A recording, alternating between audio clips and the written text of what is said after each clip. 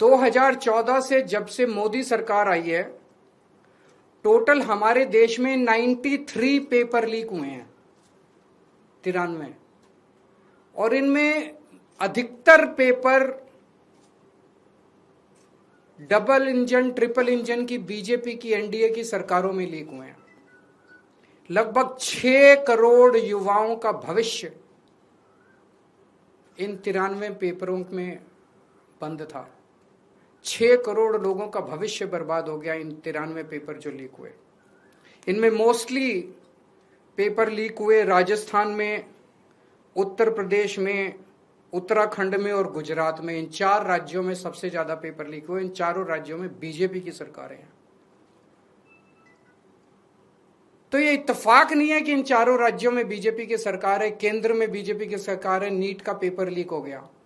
और अभी पिछले 1-2 दिन से खबरें आई हैं, ये जो नीट का पेपर लीक हुआ है, इसका एपिसेंटर भी राजस्थान है, और इनमें जो 2-4 लोगों के ऊपर सुई गई है वो भी बीजेपी के नेता दिखाई देते हैं। तो इससे शक तो पैदा होता है कि क्या इन सारे पेपर लीक में इनके नेता शामिल हैं, या इनकी पार्टियों का या सरकारों का संरक्षण है, या सीधे सीधे इनके नेता ही पेपर लीक करवा रहे हैं, उन्हीं का धंधा है। और अगर ऐसा है तो सीबीआई की जांच इसमें बेचारी क्या करेगी, सीबीआई इसमें बेचारी क्या करेगी। तो मेरा जेनजी से सीधा सीधा, देश के युवाओं से सीधा सीधा पूछना है कि ऐसे ही चलेगा या कुछ करना है। ऐसे ही हर साल आप देखो, 2017 में पेपर लीक हुए, उसके 4 साल बाद 2021 में हुए, उसके 3 साल बाद 2024 में हुए, उसके 2 साल बाद 2026 में हुए, अब उसके 1 साल बाद 2027 में होंगे, और हर साल पेपर लीक होंगे अगर आपने कुछ नहीं किया तो।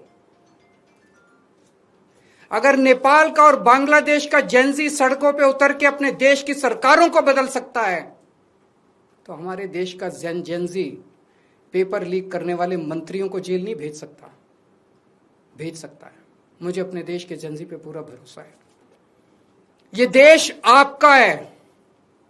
इस देश के नेताओं को इस देश में कोई इंटरेस्ट नहीं है।